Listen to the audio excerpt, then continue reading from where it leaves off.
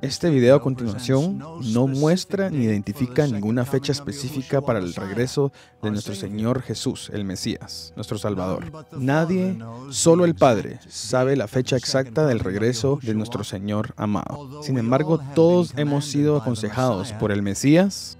Velad, pues, porque no sabéis a qué hora ha de venir vuestro Señor. Mateo 24:42. Jesús le dijo al mundo que estuvieran pendientes de su segunda venida, pues nuestro Salvador no quiere que nadie sea tomado por sorpresa. Mas vosotros, hermanos, no estéis en tinieblas, para que aquel día no os sobrecoja como un ladrón. Nuestro Señor Jesús nos dejó eventos importantes que nos llevan hacia la segunda venida de Él mismo. En Apocalipsis 17 nos dice los datos más importantes acerca de su segunda venida y nos dice lo cerca que estamos de su segunda venida. Este capítulo es crucial en los datos de su segunda venida. Este capítulo crucial nos enseña la cronología de 8 reyes. El último arribo, el octavo rey, será el último de todos estos reyes. Y su final será la señal al final del mundo y su segunda venida, desenmascarando la identidad de los primeros 7 reyes y determinando sobre cuál rey estamos viviendo actualmente. Y es entonces cuando sabremos justamente qué tan cerca estamos de su segunda venida. Este video es tan importante ya que nos mostrará lo cerca que estamos a tan solo unos cuantos años de su venida, de la gloriosa venida de nuestro Señor Jesús. Ahora a continuación iremos directo al estudio de Apocalipsis 17. Y me llevó en el espíritu al desierto, y vi a una mujer sentada sobre una bestia escarlata, llena de nombres de blasfemia, y que tenía 7 cabezas y 10 cuernos. Y la mujer estaba vestida de púrpura y de escarlata, y adornada con oro, piedras preciosas y perlas, y en su frente un nombre escrito: Misterio, Babilonia la Grande, la madre de las rameras y de las abominaciones de la tierra. Y vi a la mujer embriagada de la sangre de los santos y de la sangre de los mártires de Jesús.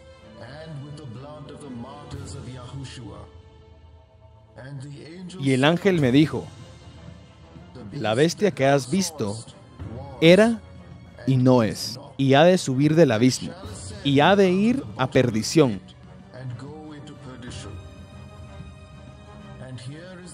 Aquí hay mente que tiene sabiduría. Las 7 cabezas son 7 montes sobre los cuales se sientan la mujer, y son 7 reyes.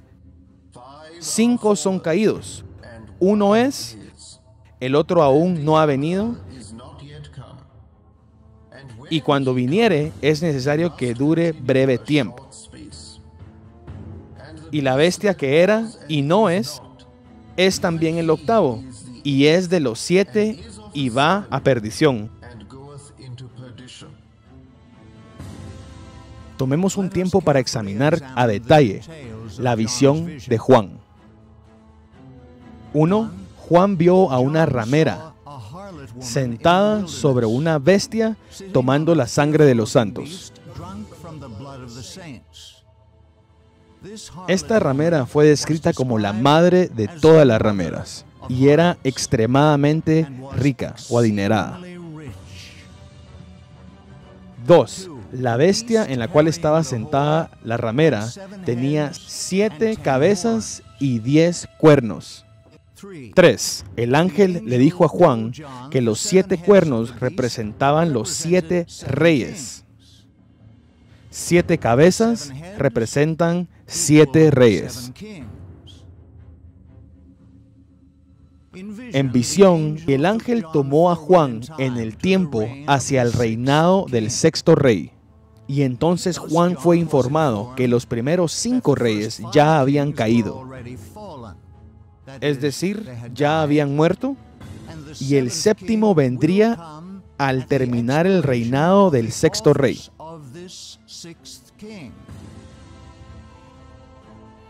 4. Y el reinado del séptimo rey fue pronosticado ser de corta instancia a comparación del presente sexto reino. Después del sexto y séptimo, el octavo saldrá de un abismo. El ángel le dio a Juan un acertijo y le dijo que el octavo rey sería la bestia.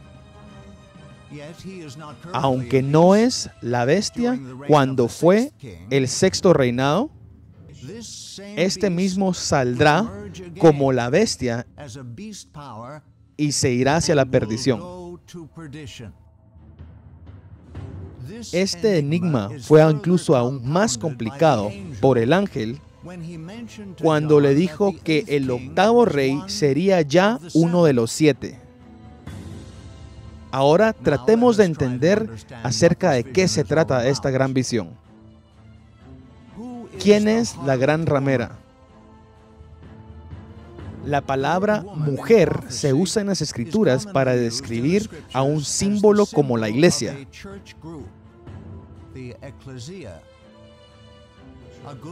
Una mujer pura y buena representa a una iglesia fiel, mientras una mujer impura y adúltera representan a una iglesia que no es fiel. Una mujer es igual a la iglesia. Entonces, ¿qué iglesia es representada por la gran ramera de Apocalipsis 17? Por más de 1000 años, seguidores de Jesús han identificado la iglesia de Roma como la gran ramera de Apocalipsis 17. Cristianos prominentes han estado de acuerdo con esta interpretación. El sacerdote Álvaro Palayo confesó hace 300 años, antes de la Reformación, considerando que la corte papal se había llenado de simonía, lo cual es comerciar con cosas espirituales o religiosas. Como consecuencia de esta corrupción de religión, es solamente natural que los herejes llamen a la iglesia una ramera. Mucho antes de la época de la Reforma, otro notable cardenal y general de los franciscanos, San Buenaventura, dijo en su comentario acerca del libro de Apocalipsis que Roma era la ramera que hace reyes y naciones embriagarse con el vino de su fornicación, es decir, la ramera de Apocalipsis 17. Todos los reformadores, incluyendo a Martín Lutero, Juan Calvino, John Knox, identificaron a la gran ramera de Apocalipsis 17 como la iglesia que se sienta sobre los 7 montes. El mismo Martín Lutero afirmaba lo siguiente: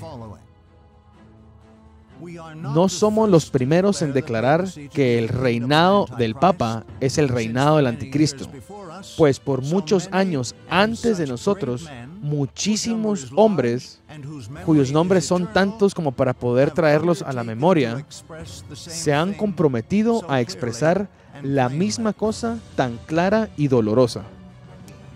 Una vez identificada la gran ramera de Apocalipsis 17 como la iglesia,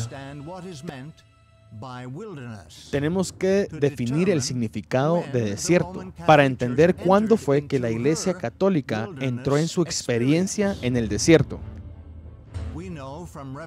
Sabemos por Apocalipsis 12 que cuando la Iglesia pura fue perseguida por la Iglesia Católica Romana en la Edad Media, durante 1260 años, desde 538 después de Cristo hasta 1798 después de Cristo, huyó al desierto. Y la mujer, la iglesia verdadera, huyó al desierto, donde tiene lugar preparado por Dios, para que ahí la sustenten 1270 días. Apocalipsis 12:6. El desierto, entonces, en la profecía, es una forma de hablar o de decir las situaciones críticas que pasaría la iglesia en un periodo particular de la historia. La pregunta es, ¿entró la iglesia católica en su experiencia en el desierto, tal y como la iglesia verdadera de Yahvé salió de ella? Sí, esto es exactamente el caso. En 1798, la Iglesia Católica no solo perdió su poder temporal sobre los reyes, príncipes, duques de una gran parte de Europa, pero de hecho ya no eran libres para ejercer sus propios privilegios eclesiásticos. Por ejemplo, la selección de un papa, el Papa Pío VI, para tener éxito. Los representantes del papado necesitaban el permiso de Napoleón Bonaparte para suceder o tomar el lugar de Papa Pío VI, quien murió en exilio un año antes, en 1799, en Valencia, Francia. En 1798, cuando el Papa Pío VI fue desterrado y enviado a Valencia, Francia, por el general francés Berthier, hasta 1870, cuando Roma fue tomado y usurpado por el ejército italiano. Fue entonces que la Iglesia Católica Romana fue enviada a su desierto o a su experiencia en el desierto. Esto estaba muy lejos del reinado de la bestia que habían disfrutado durante la Edad Media, cuando era el poder más grande en Europa, incluyendo a todos los reyes de los imperios europeos occidentales durante cientos de años, ya sea directamente o a través de su influencia destructora de los gobiernos europeos. Causó que cerca de 100 millones de personas se convirtieran en mártires. Causó que cerca de 100 millones de seguidores de Yahvé se convirtieran en mártires. Roma se convirtió en la capital del nuevo reinado de Italia en 1861 y finalmente fue tomada en 1870. El Papa Pío IX se consideraba un prisionero del Vaticano, ya que fue la única parte de Italia y de Roma que no fue tomada por las mismas tropas. Era incomprensible para el Papa ser la cabeza del mundo católico y, sin embargo, en su propio país estar sujeto a otro jefe de Estado.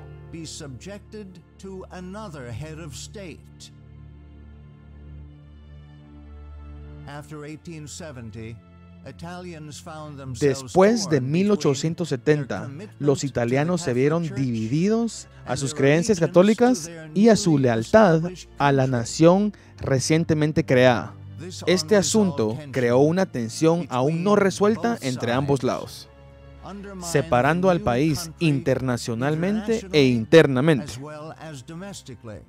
Esta rivalidad o preguntas dentro del papado y el gobierno tenía que ser encontrado. Una solución para las preguntas entre el papado y el gobierno italiano. En 1922, tanto Benito Mussolini y Papa Pío XI llegaron al poder. Para 1929 ya habían encontrado una solución a la controversia. Y el 11 de febrero de 1929, el Tratado de Letrán fue firmado entre Italia y la Santa Sede.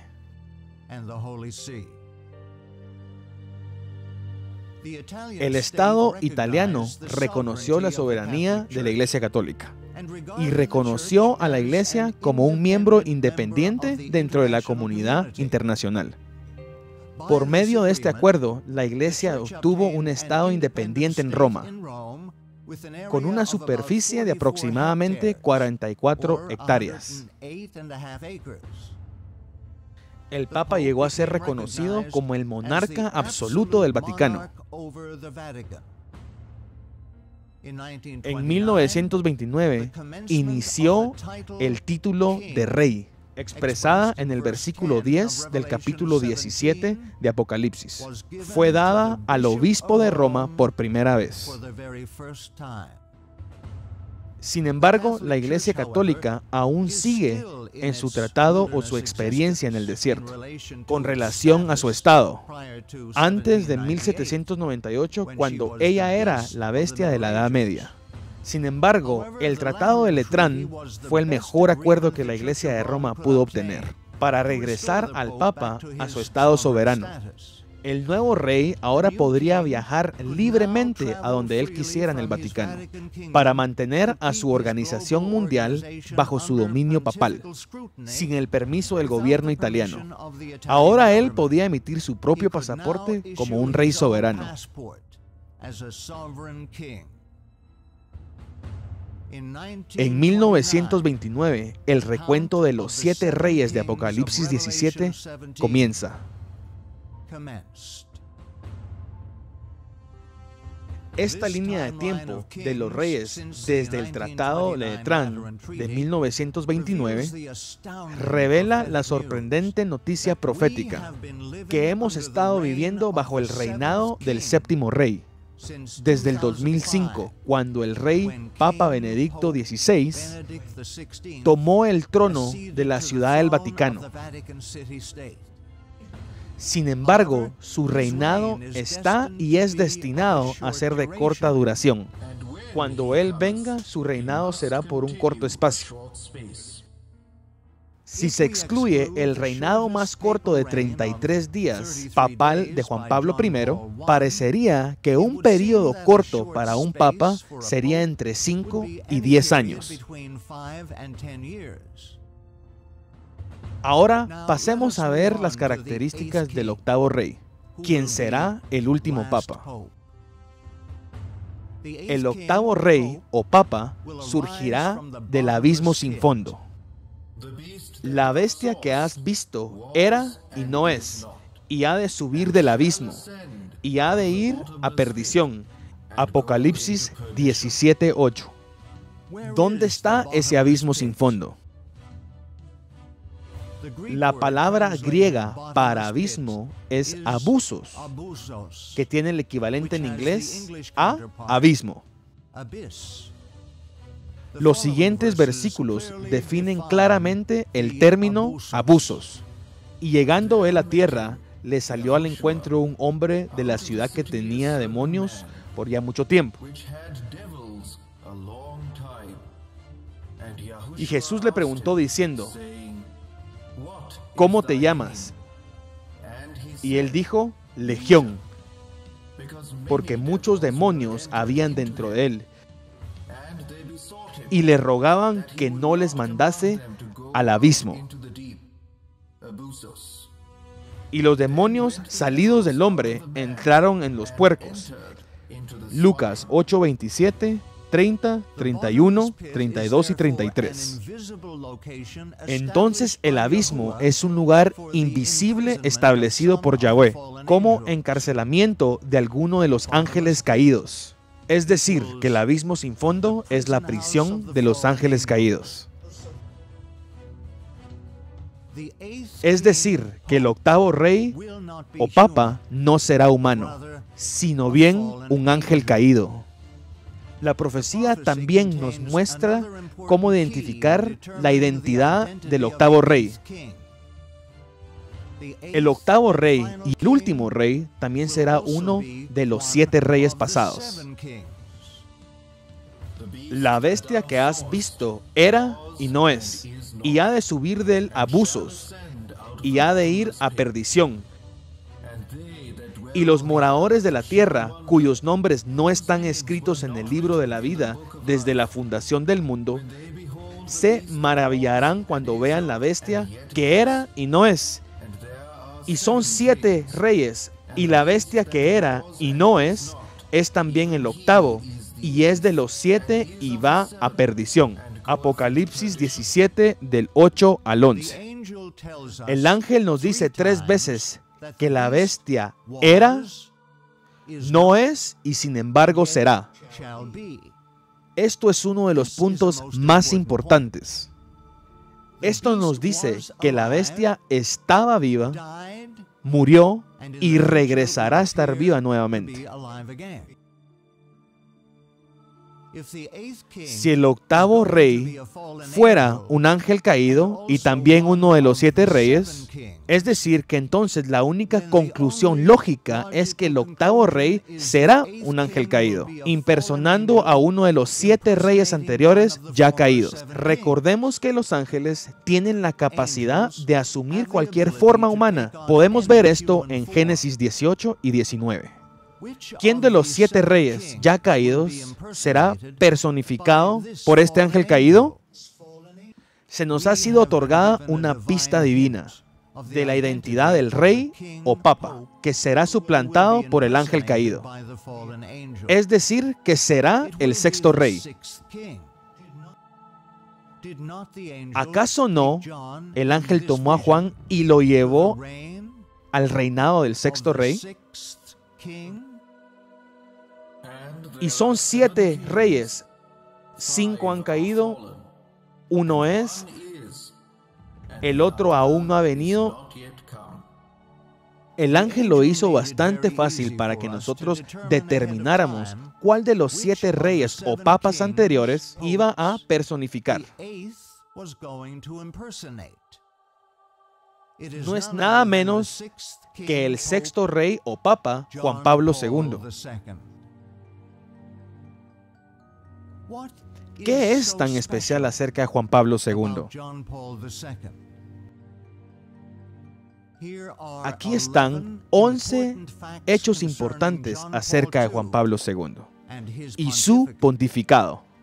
Número 1. El Papa Juan Pablo II fue el papado más largo sirviendo del siglo XX, por el pontificado más largo en la historia por 26 años y medio. Fue uno de los cardenales más jóvenes en ser elegidos al papado y el primer papa no italiano elegido en 455 años. 2. Se tiene como responsable de la caída del comunismo en la antigua Unión de las Repúblicas Socialistas. Su primer viaje como papa fue visitar a su natal Polonia en 1979 para alentar a su patria con su apoyo para el movimiento de solidaridad sindical que se opuso al comunismo en Polonia. 10 años después, una resolución emitió la caída del comunismo en Polonia. Años después de eso, el muro de Berlín cayó y se puso fin a la Guerra Fría. 3. Durante su reinado, el número de países que mantienen relaciones diplomáticas con la Santa Sede aumentó del 85 al 174. 4. Juan Pablo II hizo 104 viajes a 125 países, más que todos los viajes de los demás papas juntos. 5. Proclamó a 1.339 personas benditas en 143 ceremonias o misas y 483 santos en 52 ceremonias o misas. Esto fue más que la cantidad declarada por todos los papas anteriores juntos, en los últimos 500 años combinados. 6. Escribió 5 libros en 8 diferentes idiomas y después adaptados en 13 diferentes. 7.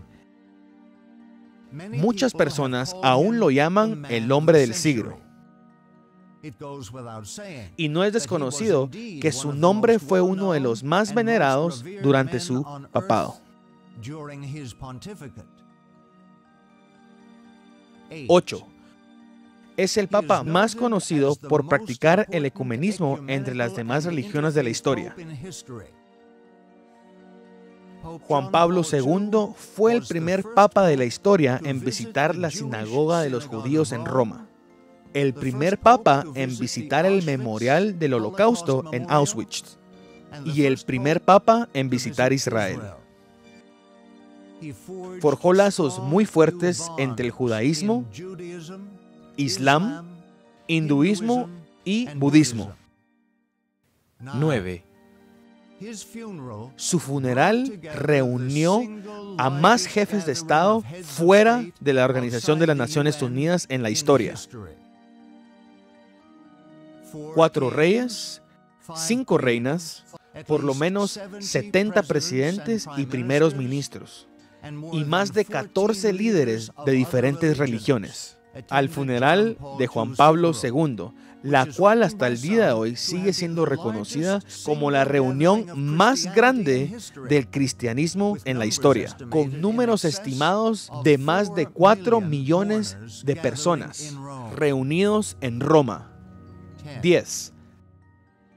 La beatificación de Juan Pablo II, que llegó 6 años después, es la más rápida en la historia de la Iglesia Católica. El 19 de diciembre del 2009, Juan Pablo II fue proclamado venerable por su sucesor, el Papa Benedicto XVI, y fue beatificado el 1 de mayo del 2011. 11. Es el único papa en tener una cámara web dentro de su tumba en el Vaticano. A través de esta cámara, millones de peregrinos alrededor del mundo pueden conectarse en cualquier momento.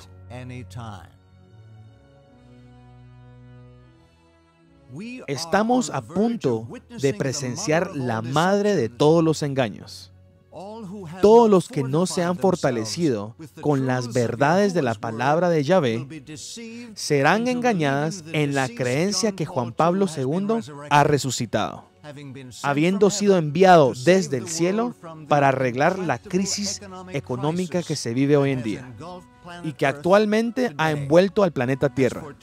Es por esto que el reinado del séptimo Papa está llegando a su fin. Las primeras 4 trompetas de Apocalipsis muy pronto sonarán, antes que termine el reinado de Benedicto XVI. Los demonios personificando a Juan Pablo II saldrán hacia el final de la 5ª trompeta.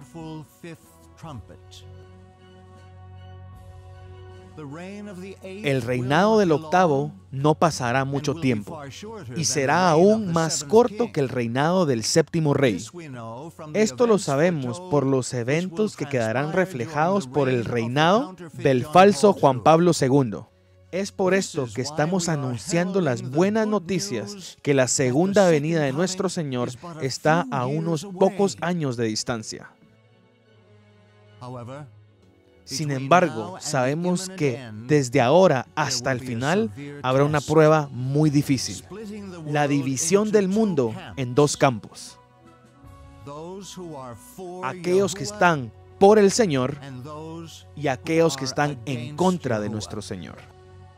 La única manera de prepararnos para esta prueba final es entregar toda nuestra voluntad a la voluntad del Señor y el estudio orante de su palabra.